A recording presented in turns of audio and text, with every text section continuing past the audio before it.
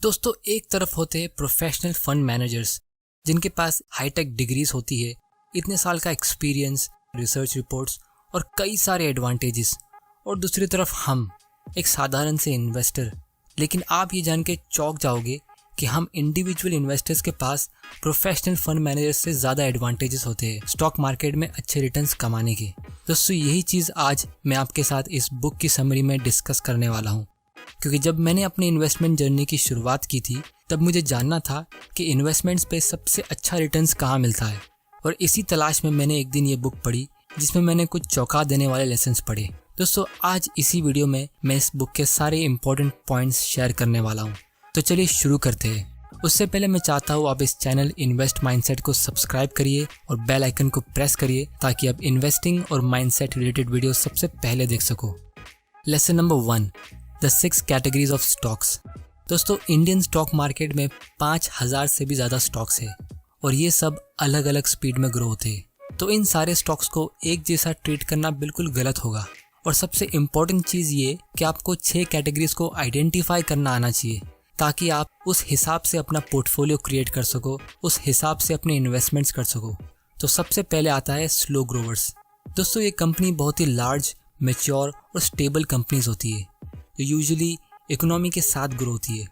Peter lynch को ये category की कंपनीज इतनी पसंद नहीं थी क्योंकि उनको इसमें ज़्यादा प्रॉफिट्स नहीं मिलता था, क्योंकि ये कंपनी यूजुअली ज़्यादा डिविडेंड्स पे करती है, लेकिन इनका ग्रोथ रेट होता है 2% से 5%।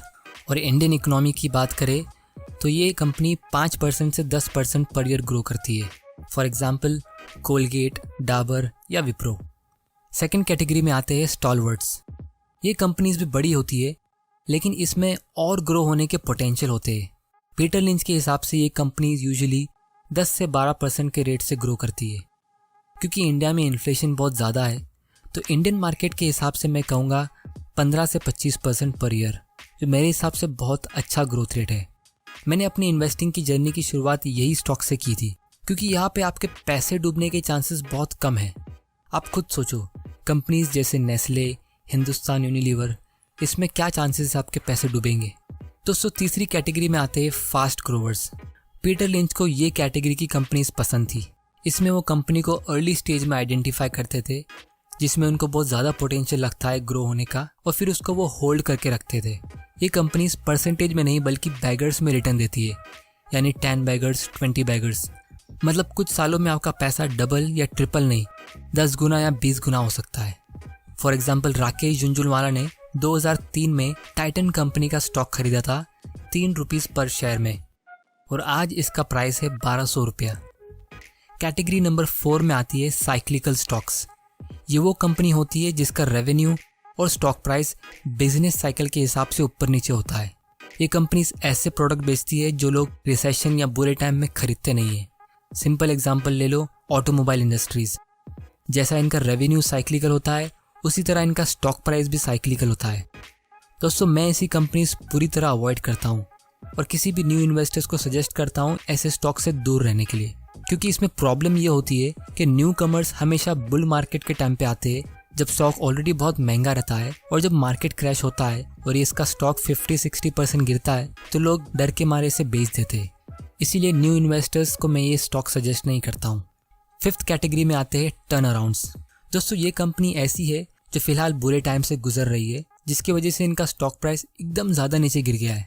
अगर ये कंपनी को सपोर्ट मिलता है तो ये टर्न अराउंड बन सकती है, लेकिन अगर इनको सपोर्ट नहीं मिलता है तो ये ख़त्म भी हो सकती है। जैसे फिलहाल वोडाफोन आइडिया स्ट्रगल कर रही है। और अगेन, मैं ये स्टॉक्स को किसी भी न्यू इन्वेस्टर्स को रेकमेंड नहीं करता हूँ। कैटेगरी नंबर 6 में आते हैं एसेट प्लेस। ये ऐसी कंपनीज है जिसके पास ज़्यादा एसेट्स है जो मार्केट रिकग्नाइज नहीं कर रहा। ये एसेट या तो कंपनी का एक्सेस कैश हो सकता है, इन्वेंट्री हो सकता है, या कोई real estate properties. Benjamin Graham हमेशा ऐसी कंपनीज ही ढूंढते थे जिसको वो कहते थे बाइंग डॉलर्स फॉर 50 सेंट्स। दोस्तों, इसी तरह जब आप स्टॉक में इन्वेस्ट कर रहे हो तो आपको पता होना चाहिए वो कौन सी कैटेगरी की कंपनी है, क्योंकि अनरियलिस्टिक एक्सपेक्टेशन रखने से आपको डिसअपॉइंटमेंट मिलेगी। लेसन नंबर 2 और सबसे important lesson, how can individual investors beat experts. दोस्तों, एक कॉमन मैन म्यूचुअल फंड या प्रोफेशनल को कैसे बीट कर सकता है, चलिए देखते हैं। Reason number 1, too many restrictions.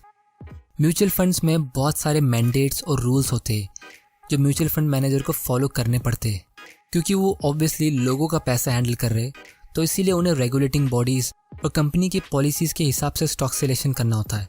Reason number 2, फिर उसके ऊपर उनको अपने बॉस को समझाना पड़ता है, रिसर्च रिपोर्ट्स लिखनी पड़ती है, कन्विंस करना पड़ता है। और दोस्तों ये चीज़ याद रखिए कि हर इंसान की अपनी अपनी सोच और ओपिनियन होती है।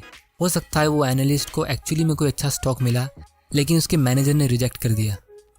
और तीसरा और सबसे इम्पॉर्टेंट रीज़न, दोस्तों मार्केट में 2 तरह की म्यूचुअल फंड्स होते हैं, एक होते हैं न्यू फंड्स और एक होते हैं पुराने फंड्स। अब जो म्यूचुअल फंड्स रिसेंटली लॉन्च हुए होते हैं उनमें लोग इन्वेस्ट करेंगे तो कैसे करेंगे, क्योंकि लोग तो अक्सर पास्ट परफॉर्मेंस देखते हैं।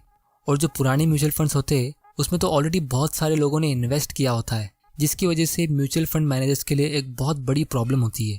वो ये कि फंड मैनेजर्स को बहुत ज़्यादा फास्ट ग्रोवर्स और सक्सेसफुल कंपनी ढूंढनी पड़ती है, और कंटिन्यूसली ऐसी कंपनीज ढूंढना बहुत मुश्किल है।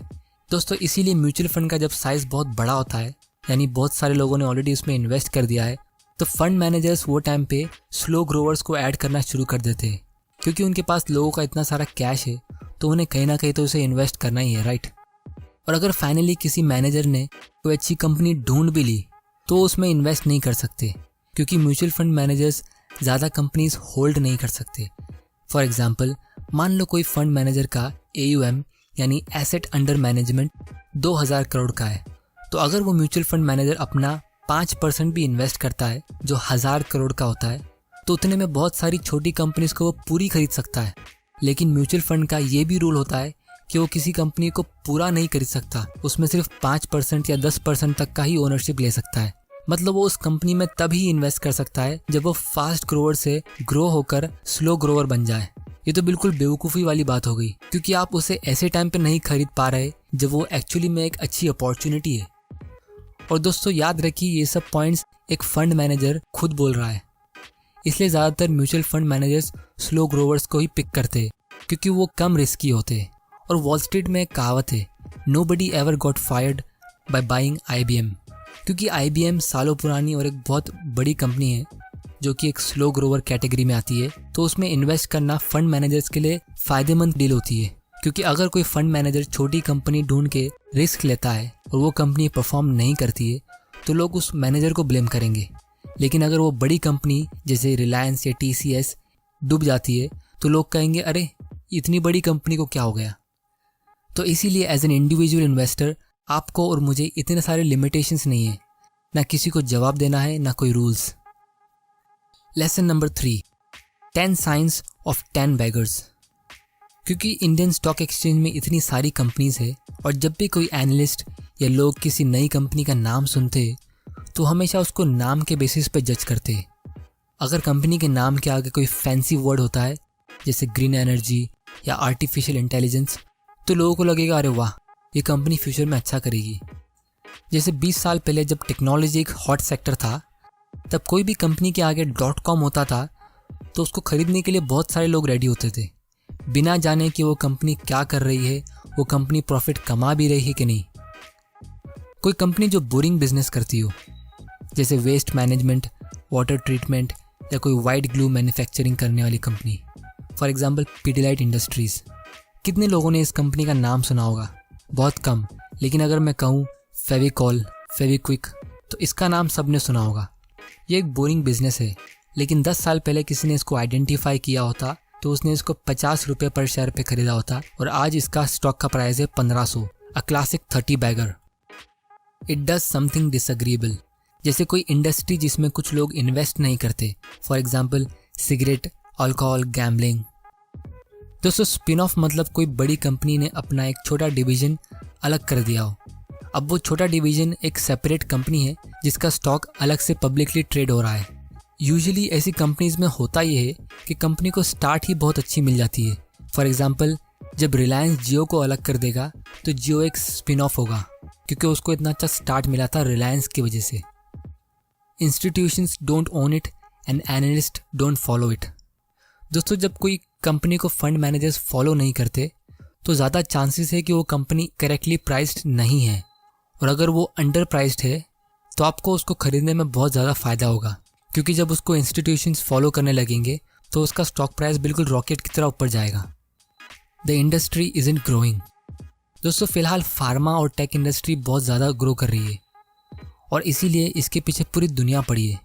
लेकिन अगर आप नोटिस करोगे तो उस सेक्टर में ऑलरेडी सारी कंपनीज बहुत ज़्यादा ओवर प्राइस्ड है। और अगर आप थोड़ा आउट ऑफ बॉक्स सोचेंगे तो आपको दूसरी इंडस्ट्रीज में मल्टी बैगर मिल सकते हैं। मतलब कोई फोकस्ड कंपनी जो कोई स्पेसिफिक प्रोडक्ट बेचती है जिसमें उसकी एक्सपर्टीज़ हो जो और कोई कंपनी नहीं बेचती। वॉरेन बफे यूजुअली ऐसी ही कंपनीज ढूंढते हैं। It has a recurring revenue. Company कोई ऐसा प्रोडक्ट बेचती है जहां कस्टमर्स को हर महीने पेमेंट करनी पड़ती है as compare to one time payment. It's a user of technology. दोस्तों टेक्नोलॉजी दिन पे दिन सस्ती होती जा रही है। 20 साल पहले कंप्यूटर और इंटरनेट का प्राइस बहुत ज़्यादा था और आज एकदम चीप है। तो कोई ऐसा बिजनेस जो टेक्नोलॉजी पे बेस्ड हो तो उस कंपनी को कॉस्ट कटिंग में भी फ़ायदा होगा, प्लस ज़्यादा कस्टमर्स भी यूज़ करने लगेंगे। उसका सबसे बेस्ट एग्जांपल अगर मैं आपको दूँ तो वो है यूट्यूब। लास्ट और सबसे important point, insiders are buying. दोस्तों कंपनी के प्रमोटर्स को कंपनी के बारे में सबसे ज़्यादा पता होता है और वो अगर खुद उस कंपनी में इन्वेस्ट कर रहे हैं तो उससे उनका कॉन्फिडेंस शो करता है, या कम से कम उससे हमें ये ज़रूर पता चलता है कि कंपनी आने वाले कुछ टाइम में बंद नहीं होगी। Lesson number 4, stocks to avoid. दोस्तों जितना हम फोकस करते हैं अच्छे स्टॉक्स ढूंढने पर, हमें उससे ज़्यादा ध्यान देना चाहिए कि हम कोई फालतू स्टॉक्स नहीं उठा रहे, क्योंकि स्टॉक मार्केट में जो सर्वाइव कर गया वो ही हीरो है। इसीलिए पीटर लिंच के हिसाब से आपको ये 5 टाइप के स्टॉक्स अवॉइड करने चाहिए। Stocks from hot industry. Hot industry हमेशा न्यूज़ में होती है, सबको उसी में इन्वेस्ट करना होता है, जैसे इलेक्ट्रिक कार्स। लेकिन इसमें प्रॉब्लम ये होती है कि कंपटीशन भी उतने जल्दी आते हैं और कंपटीशन प्रॉफिट्स के लिए बहुत ज़्यादा डेंजरस होते हैं। जब भी आपको कोई ब्रोकर या फ्रेंड बोलता है कि आपको इस कंपनी में इन्वेस्ट करना चाहिए क्योंकि वो नेक्स्ट अमेज़ॉन या नेक्स्ट माइक्रोसॉफ्ट या नेक्स्ट गूगल है, तो आपको उसमें बिल्कुल भी इन्वेस्ट नहीं करना चाहिए। When the company is diversifying. दोस्तों अगर आपकी कंपनी फूड प्रोडक्ट्स बेचती है और वो अचानक से कोई टॉय मैन्युफैक्चरिंग कंपनी इसको खरीद रही है, तो चांसेस है कि वो अपना फोकस खो रही है। जो पैसा उस कंपनी को आपको देना चाहिए डिविडेंड्स के थ्रू, ताकि आप डिसाइड कर सको उसे कहाँ इन्वेस्ट करना है, वो कंपनी खुद इन्वेस्ट कर रही है। Whisper stocks. ये गलती ज़्यादातर बहुत लोग करते हैं। जब उनका कोई फ्रेंड एडवाइस देता है या उनको कहीं से टिप मिलती है कोई स्टॉक खरीदने की, तो उसको खरीद लेते हैं। Exciting name. दोस्तों आप यकीन नहीं मानोगे, लेकिन स्टॉक मार्केट में ज़्यादातर लोग सिर्फ कंपनी का नाम देखकर स्टॉक्स खरीदते हैं। इसलिए जिसके नाम बड़े होते हैं उसके पीछे ऑलरेडी पूरी दुनिया भाग रही है। Lesson number 5, things to do before investing. दोस्तों आपको सबसे पहले और सबसे सिंपल सवाल करना है अपने आप को, क्या मुझे इन पैसों की ज़रूरत है आने वाले 2 या 3 सालों में? अगर इसका आंसर यस है तो आपको वो पैसा बिल्कुल भी स्टॉक मार्केट में इन्वेस्ट नहीं करना चाहिए, क्योंकि शॉर्ट टर्म में मार्केट्स कैसे रिएक्ट करेंगे वो किसी को नहीं पता, लेकिन लॉन्ग टर्म में यानी 10 साल के ऊपर मार्केट हमेशा ग्रो करते हैं। Understand the basics of business. दोस्तों अगर आप अपनी लाइफ की इंपॉर्टेंट सेविंग्स को इन्वेस्ट कर रहे हो तो आपको उस कंपनी के बारे में थोड़ी रिसर्च करनी चाहिए। इसके लिए आप इस चैनल को सब्सक्राइब कर सकते हो, क्योंकि मैं आपके लिए ऐसे इंटरेस्टिंग और नॉलेजेबल वीडियोस लाता रहूँगा। और सबसे last, don't bother timing the market. Stock market कब क्रैश होगा, इंटरेस्ट रेट ऊपर जाएगा या नीचे जाएगा, ये सब चीज़ों की आपको चिंता करने की बिल्कुल ज़रूरत नहीं है, क्योंकि time in the market always beats timing the market. तो दोस्तों आपसे मैं आज एक सवाल करता हूँ, आप कौन सी कैटेगरी में इन्वेस्ट करना प्रेफर करोगे? जवाब कमेंट के थ्रू बताना, ताकि मैं फ्यूचर में उससे रिलेटेड वीडियोस बनाऊंगा। दोस्तों उम्मीद है आपको ये वीडियो से कुछ सीखने मिला होगा। इस चैनल इन्वेस्ट माइंडसेट को सब्सक्राइब ज़रूर करिएगा और बेल आइकन को प्रेस करना, ताकि आप कोई इंपॉर्टेंट वीडियो मिस ना कर दो। तब तक के लिए थैंक यू।